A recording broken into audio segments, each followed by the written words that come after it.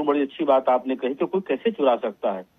इतनी बड़ी मंदिर में बैठ करके प्रभु श्री राम के सामने उसको एक सौभाग्य प्राप्त हुआ है कि वो इस योनि में उनकी आराधना कर रहा है और उसको आराधना करने का अवसर प्राप्त हुआ है।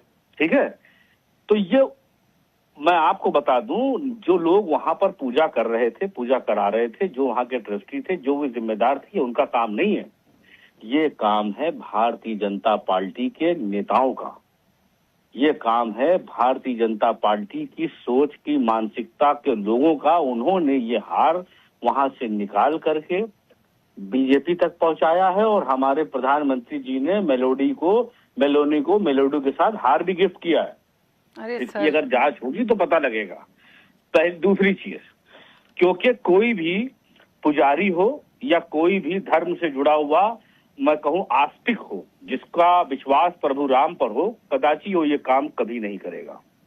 मैं सबकी तरफ से कहता हूं। रही बात समाजवादी पार्टी की, तो समाजवादी पार्टी क्या, भारत देश का कोई भी व्यक्ति न तो इसका पर्दाफाश कर पाएगा और न मेरी कोई ईडी, न सीआईए, न एनआईए, न आर्मी, न एयरफोर्स, न हमारी जल सेना, वायु सेना, कोई नहीं कर पाएगा। क्यों? उसको करने नहीं दिया जाएगा।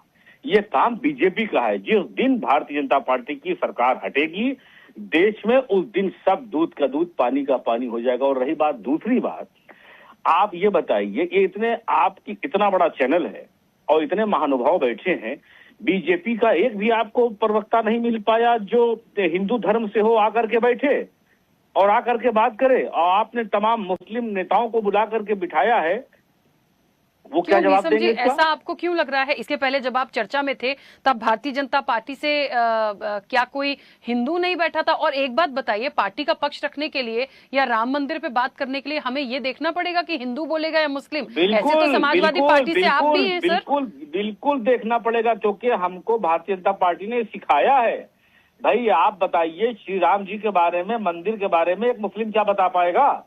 आस्था से जुड़ा सवाल है, क्यों नहीं बैठने दिया गया? क्योंकि जाहिर सी बात है कि लाख बीजेपी में हो हिंदू, मगर उसकी आत्मा अंदर तो उसको कचोटेगी और उससे कहेगी कि सत्य बोलो, और वो सत्य बोलने पर कैमरे के सामने मजबूर हो जाएगा कि मेरी पार्टी चोर है।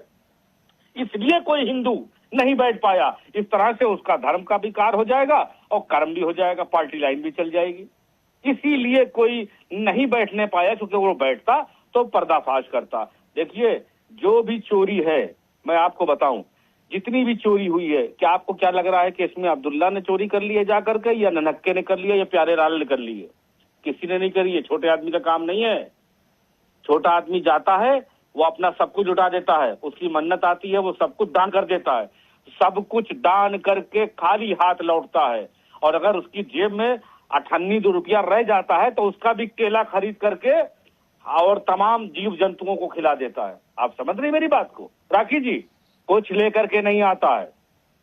और ये चोरी नहीं हुई है, ये डकैती हुई है। डकैती, सिस्टम में डकैती की गई है। ये किसी एक का काम नहीं है। त्रिनेत्र लगे हैं, इतने सीसीटीवी कैमरे लगे हैं, आप कैमरे की निगाहों में हैं, आप सुरक्षा के घेरे में हैं। इसका मतलब फिर क्या हुआ? वहीं से ये हार चोरी हुआ है जहां से पुलवामा में अटैक हुआ था, जहां से आरडीएक्स आया था, जहां से आतंकवादी आते हैं ना, वहीं से ये हार चोरी किया गया है। इसकी चेन पुलवामा तक जाएगी। अगर आप इसकी सही से जांच कराएंगे राखी जी, तो आपको पता लग जाएगा कि पुलवामा में आरडीएक्स कहां से आया, कहां से आतंकवादी घुस करके आए, किस जगह से ये सामान चोरी हुआ। इसका सबकी लीड एक है, एक जगह से है, वहीं से है सारा खेल। और ये सारा देश का माल जो कुछ लूट के अंग्रेज ले गए, वो गोरे अंग्रेज थे, अब काले अंग्रेज लूटने का काम कर रहे हैं। लूट लूट करके ट्रंप की झोली में माल चढ़ाया जा रहा है, और जो ट्रंप को खुश करने के लिए एप्स्टीन फाइल को दबाने के लिए किया जा रहा है।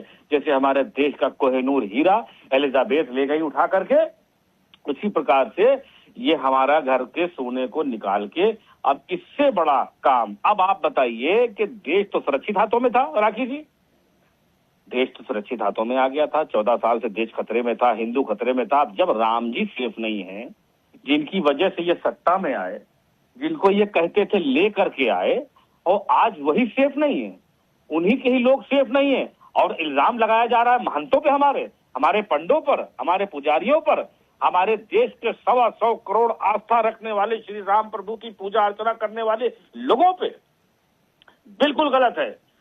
मैं इस बात के कतई समर्थन में नहीं हूं कि हमारे देश के पंडों पे, पुरोहितों पर, हमारे देश के जो तमाम लोग हैं जिनकी आस्था है और जो ट्रस्ट है उन पर मैं कतई किसी पे सवाल नहीं उठा सकता। ये देश की राजनीति का हिस्सा है।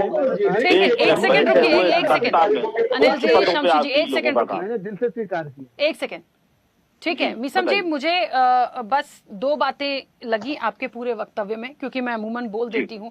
एक तो मुझे ये चीज बिल्कुल अच्छी नहीं लगी, मैंने इसीलिए इंटरप्ट किया था कि क्या कोई हिंदू नहीं मिला इस विषय पे बात करने के लिए। तो आप भी समाजवादी पार्टी से, आप भी मुस्लिम हैं सर, और पिछली बार भी आप थे, तब प्रवक्ता कोई हिंदू बैठे थे। समझे नहीं राखी जी, ठीक है, मुझे ये अच्छा नहीं लगा सर, प्लीज।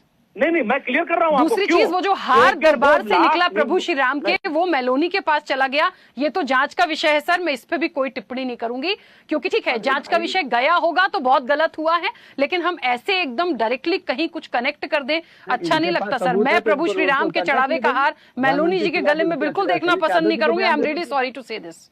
बिल्कुल सही, मेरी इमेजिनेशन से बाहर है। आप राम भक्त हैं, आप राष्ट्र भक्त हैं, आप देश भक्त हैं, आप राम भक्त हैं। सुनिए, देखिए मैंने हिंदू क्यों कहा।